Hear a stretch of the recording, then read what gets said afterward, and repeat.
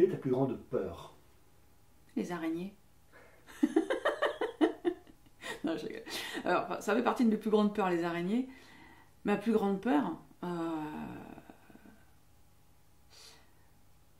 alors, la mort, mais pas le fait de mourir, mais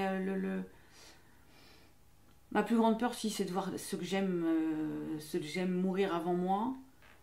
Et en même temps, ma plus grande peur, je crois que c'est de mourir avant ma fille. Parce qu'elle est encore petite, elle a que 12 ans.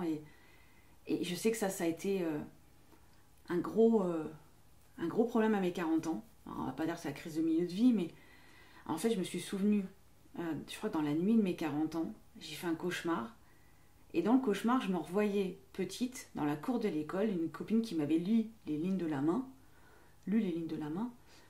Et dans ma mémoire à ce moment-là, dans mon cauchemar, elle me disait que j'allais mourir à 40 ans. Cette nuit-là, j'ai pas dormi. J'ai été traumatisée. Je ne voulais pas dormir pour ne pas mourir, mais ça m'a suivi pendant 1 an. Et quand j'ai fêté mes 41 ans, je me suis dit, c'est bon, ça s'est passé. Et en fait, j'ai refait un rêve par rapport à cette fille-là. Et en fait, c'était pas que je mourais à 41 ans ou à 40 ans, c'est que je me mariais à 40 ans. Mais finalement, avec le recul, avec peut-être qu'à 7 ans, à 7 ans, se marier à 40 ans, c'était presque mourir, enfin, c'était être vieux, quoi. Et depuis, je vais beaucoup mieux. Ça m'a fait beaucoup de bien de repenser à ce rêve-là. Mais c'est vrai que ça a été des nuits compliquées, très compliquées, où je ne voulais plus m'endormir pour ne pas risquer de mourir et de laisser ma fille. Enfin, ma plus grande peur. Avec ma fille, on a un lien très particulier, elle a 12 ans. C'est une gamine qui a 12 ans et qui est capable de te dire en permanence: maman, mais je t'aime plus que tout au monde, tu sais même pas à quel point je peux t'aimer, mais tu peux pas partir demain, t'as pas le droit de mourir, mais je pourrais pas vivre sans toi et tout. Et je vois quand je l'appelle toujours ce petit bouchon, parce qu'elle a 12 ans, mais c'est encore un babiche, quoi, c'est encore un petit bébé.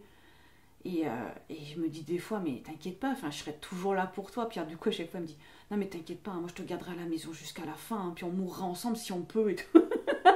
Alors je dis: ouais, on a quand même 30 ans d'écart, ça va être compliqué.